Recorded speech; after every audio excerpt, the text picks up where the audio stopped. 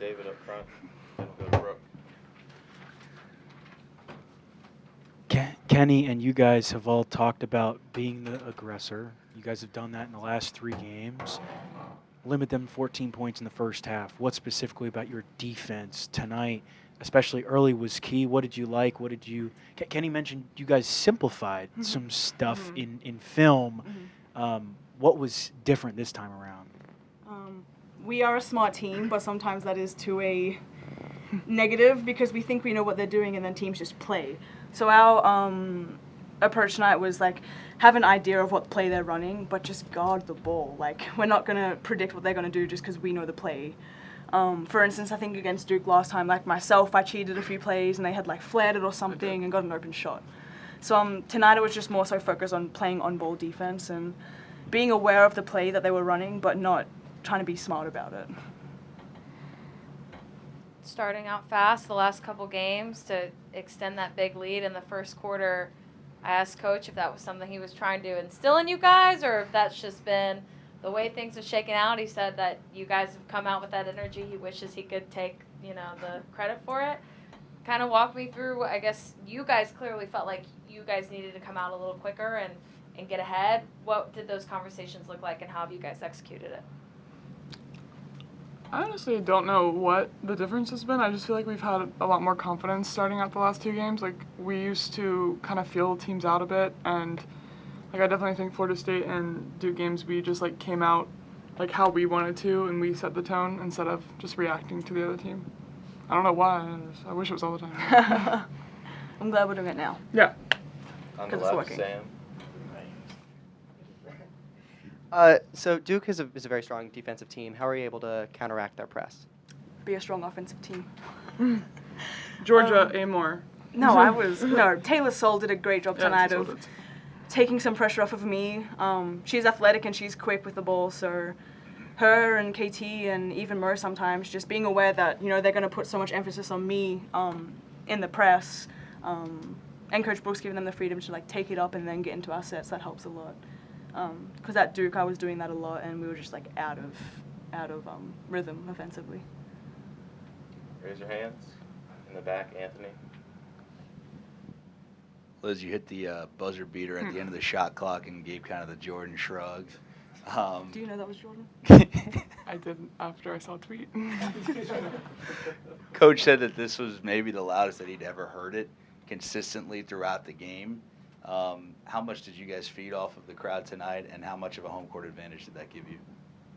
I mean, I think, like, a lot of times we get in zone, so we don't notice a lot of times, but the crowd tonight definitely, like especially on the free throw line, stuff like that, like, they were taking opportunities to be really loud, and it was making me notice a lot, which is, like, really cool, because then it, like, hypes me up. I'm like, oh, yeah, like, they like this. Like, it's cool. It was phenomenal. Yeah. It's, like, it's just, I don't know. We have fun playing, so it's, like, cool to see if other people are having fun watching us, and yeah. It makes all the difference. All Yeah. the difference for energy, and it gets in their head too, Oh, because definitely. they were, Duke was mad. They were.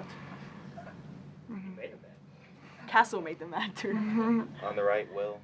Out of your 55 shots, 10 of them were threes, 8 of them were from you, Georgia. But what about kind of the pace and flow of the game made it so that you guys weren't taking necessarily as many of threes as you would in a normal game? Yeah, like we mentioned earlier, we're just trying to be the aggressive team, and I think settling for three-point shots doesn't make us as aggressive, and I fall victim to that sometimes. So we were just really emphasizing playing downhill, making them foul us or go to the line. So yeah, and also, like, the more we drive, the more open three-pointers we have, and I think in transition we had a few open looks, so that was just the emphasis against Duke, because we knew that they were going to push out against us because they knew that we're three-point shooters. On the left, Mark. This is 3 straight ranked teams you've beaten, and you've beaten them decisively by taking control in the first quarter. Are you starting to look around and go, we're onto something here. We're really kind of hitting in all cylinders. We're kind of reaching the level of play we've been trying to all season, and this is kind of when we're playing, late in the regular season. What do you kind of make of how you were playing of late? Are you impressed yourselves? Yeah, I'd say so, but at the same time, like, we know that our schedule for the rest of the season, like, they're against ranked teams and good teams. So we were just taking it game by game, and I think from like Florida State, when we focused on them, it kind of gave us confidence that we can start off that way, carrying it over to Duke. The way we play tonight defensively, hopefully we carry over against State. So taking game by game, but then learning from everything we do in the previous game, I think that's giving us a lot of confidence. Because I think in the middle of the season, we were kind of like up and down and up and down. I think now we're getting consistently aggressive on both ends. Are you getting excited, Liz, about the how you guys are playing of late and what that means for the rest of the season? Yeah, definitely. I think going into the season, we kind of knew it would take a while with just having new pieces and like learning each other. And we went through our struggles in the beginning of conference play, so I mean, what better time to really gel? And I think we're doing that now, and hopefully we'll finish out as strong as we've been playing the last few games. It seems like you guys, have really started to find your rhythm as ACC play has progressed, and now, like it's been mentioned, 3 straight wins over ranked opponents by double digits. What is the ceiling of this team? Yeah. I don't see one.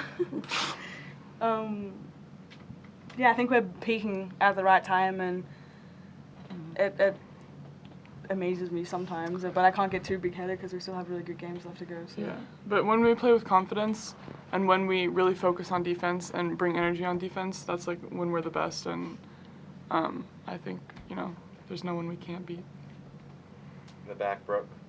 He can ask his first. It's probably way more important. Liz, take me through the last couple of days, what prepping for Duke was like. Kenny mentioned you guys didn't want Duke to front you like they did last time and wanted to make it a little bit less physical. What was it like in practice moving you around, and in your head in the game, what was it like finding your shots even though they might have been a little bit different in places where you usually get them? I think Tuesday, me and him just like had a whole workout dedicated to like how I would have to get open, and like he put in some new plays to like counteract how they were playing me. So just working on those shots. But also, yeah, they were playing like, or trying to front and also just playing really far up when I got the ball. So working on like going around that, which is obviously something, well maybe it's not obvious, but I don't really do that much. So yeah, I don't always have to be like faster than the defender, but taking advantage of, if they're trying to take away my shot so much, then having something else to go to. So he definitely helped me with that. Were you guys nervous? There was a celebrity watching today? Because I was. We've been FaceTiming all week, so. Yeah, can you explain? Well, she was on the Jumbotron. I'm like, I've seen that girl on TikTok before. What is she doing here? And then she was holding up 2 threes. I'm like, does she know Liz from North Carolina? Yeah, what's going on? Well, I think she went to a lot of Coach Brooks's camps as a kid, too. So her brother follows me on Instagram and stuff like that. But we saw them go to Pitt UVA, and she responded and pretty much was like, wrong Virginia, like. I didn't say that. Pretty much. Pretty much. I think you should have gone to our game. So I said, hey, I've got 3 tickets, and they were so genuine about it, and FaceTime made that relationship, and they're actually like really cool people and really like good supporters of basketball. So. That's awesome. Yeah, you said Coach Brooks worked for her dad or something. Yeah. At BMI? Yeah. Wild. Small world. I know. TikTok, man. Yeah. In the back, Anthony. Kenny Brooks was named a finalist or late season finalist for the National Coach of the Year yesterday. If both of you could just say why you think he's deserving of that honor.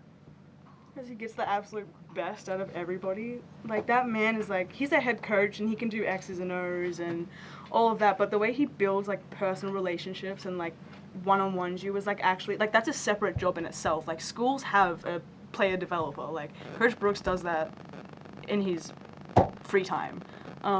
He's just so talented and just so personable, and he's like taken Virginia Tech to places that it's never ever been. And that is a Coach of the Year for, some coaches. I'm not saying no coach is a bad coach, but like, you've been at the top of like the rankings for a while and you keep like getting recognized, but he's like building it. Like, this is his, I would say personally, like, especially he just really values his relationship with his players, and that's how I think he gets the best out of them, because it's not just like a one-sided, he's never just like talking at us. It's more of like he's listening to what we have to say, and then he's telling us what he thinks, and then like, I think that just helps us grow to be the best player we can. And I mean, I say this all the time, I don't think if I went anywhere else that I would be nearly as good as I am here, and I really owe that to him. So It's Last one's my Mark. pick. Georgia, since Liz already talked about what she did to improve upon her performance from the first meeting, obviously you had a rough first meeting with Duke as well. What did you feel? What was your kind of approach to having a more productive game this time around?